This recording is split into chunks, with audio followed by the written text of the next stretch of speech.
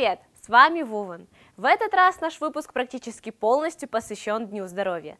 Хотя немного о других новостях мы вам тоже расскажем. Поэтому устраивайтесь поудобнее, запасайтесь витаминами и не переключайтесь.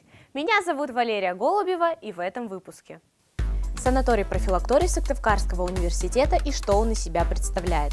Ответы на популярные запросы о здоровье в Гугле. Пару слов о декаде ЕГЭ. Ежегодно 7 апреля во всем мире отмечают День здоровья. Мы, конечно, не смогли обойти стороной такую важную тему. Чтобы привести в порядок свое физическое состояние, можно обратиться в санаторий профилакторий Сыктывкарского университета. В медицинском центре вас ждут массаж, водолечение, иглоукалывание, лечебная физкультура и другие процедуры. Виктория Канева узнала больше. Санаторий профилакторий Сыктывкарского университета ведет свою деятельность уже 42 года. Главной задачей медицинского центра – укрепление здоровья и предупреждение различных заболеваний. В профилактории работают 22 квалифицированных врача. В их числе невропатологи, эндокринологи, физиотерапевты, специалисты мануальной терапии, рефлексотерапии и лечебной физкультуры. Терапия назначается на основании клинической картины и проведенной диагностики. Пациенты у нас могут пройти довольно широкий спектр процедур. Они могут в себя включать и водные процедуры, это может быть и физиопроцедурное воздействие, это могут быть, собственно говоря, массажные процедуры, мануальной терапии и так далее.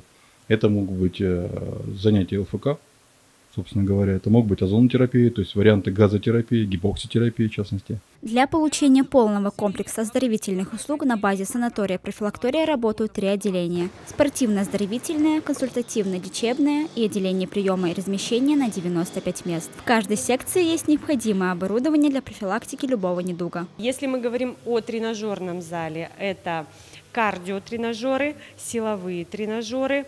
В зале для фитнеса и в зале для ЛФК у нас оборудование разное абсолютно. Мячи, малые мячи, гимнастические палки, гимнастические снаряды. Все направлены именно на упражнения, на выполнение упражнений, соответствующих задачам. Получить любые профилактические лечебные услуги может каждый преподаватель, работник университета или студент. Для этого нужно иметь санаторно-курортную карту или направление от специалиста.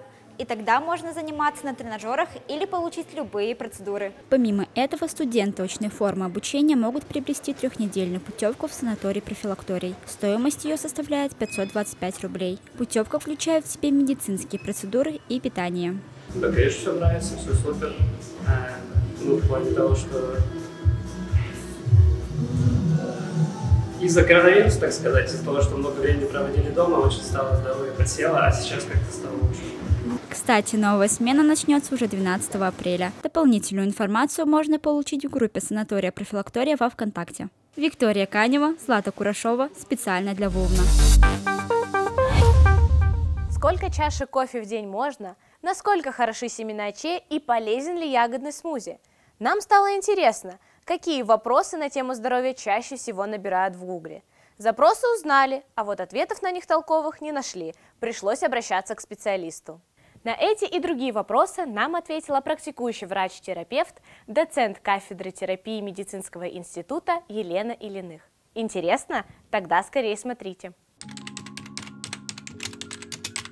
Ну, гиповитаминоз – это, скажем так, есть витамины, но его недостаточно, а витаминоз он в принципе не поступает. То есть уже тогда развивается достаточно тяжелое, может быть, заболевание. А витаминозы и гиповитаминозы сейчас встречаются очень редко.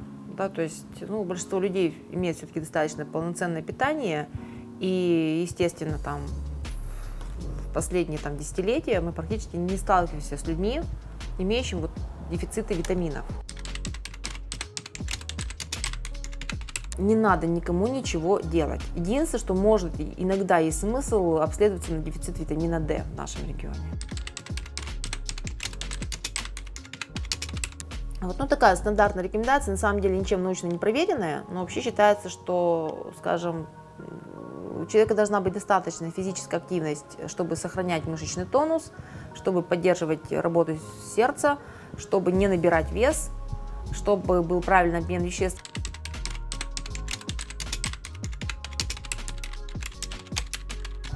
Ну, делать небольшую гимнастику для глаз и не забывать прерываться каждые 30-40 минут, то есть и куда-то вдаль смотреть, чтобы все-таки защищать глаза. То, что в лимоне есть немножко витамина С, например, пожалуйста, но она ничем не полезнее, чем обычная вода. Абсолютно вредные энергетики, то есть желательно вообще воздержаться от их использования, вплоть до того, что мы видели токсическое поражение сердца, то есть с развитием тяжелой кардиопатии, поэтому... Безопасным считается до 5 чашечек в день. Оказалось, что регулярное потребление кофе процентов на 20 снижает риск общей смерти и на несколько лет продлевает жизнь. Поэтому, в принципе, формально на сегодняшний день потребление кофе является таким же важным аспектом здорового питания, как потребление свежих фруктов, овощей, орехов. Как полноценный прием вряд ли, потому что там не будет не хватать на белкового компонента, но, в принципе, как перекус, да. Ну, я вижу, что они, конечно, очень популярны, но причин для этого ажиотажа на сегодняшний день не существует. Просто раздутый продукт. Если вдруг мы услышим, что какой-то продукт стал очень популярен, скорее всего, это неправда. Реальные научные данные могут только сказать, что орехи в целом полезны. Любые такие диеты, они все равно не предполагают на длительное использование их, да, то есть потому что они все равно однобокие. Активное снижение веса будем наблюдать людей, которые также продолжают полноценно питаться с необходимыми компонентами всеми пищевыми, но при этом снижает калорийность питания, да, но при этом сохраняет объемы питания, то есть чтобы все-таки желудок испытывал там нужные объемы. И поскольку на самом деле снижение веса – это программа на всю оставшуюся жизнь, логично подобрать тот тип питания, который человек может выдерживать на протяжении лет. Сезонные болезни, клещи сейчас всех начнут кусать.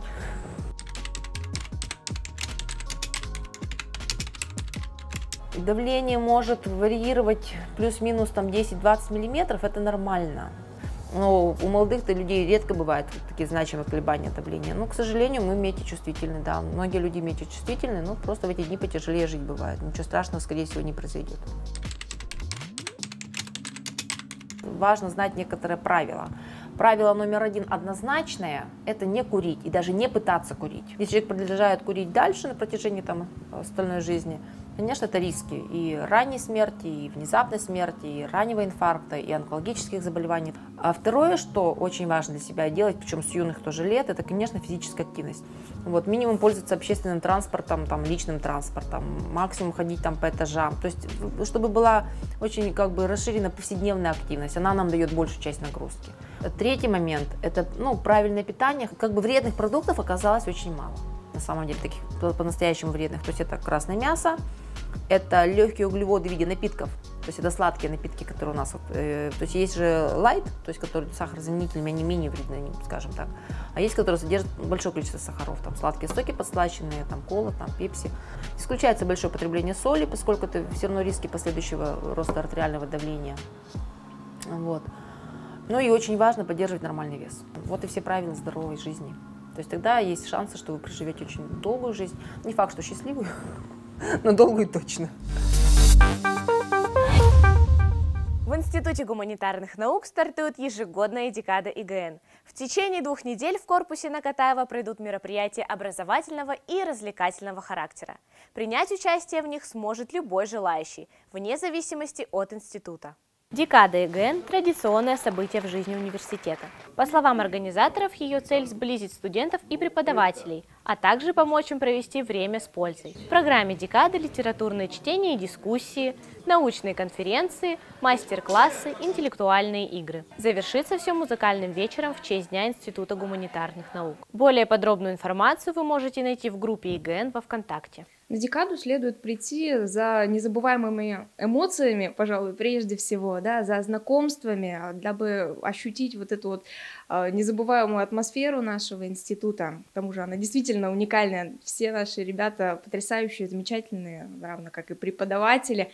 Мне кажется, как минимум ради этого стоит посетить. Вы, наверное, заметили, что наш выпуск получился короче, чем обычно. Виновницей этому стала я. Помимо ведущей, я должна была работать над сюжетом. Но как это обычно бывает, а у меня бывает практически каждую неделю, он отменился.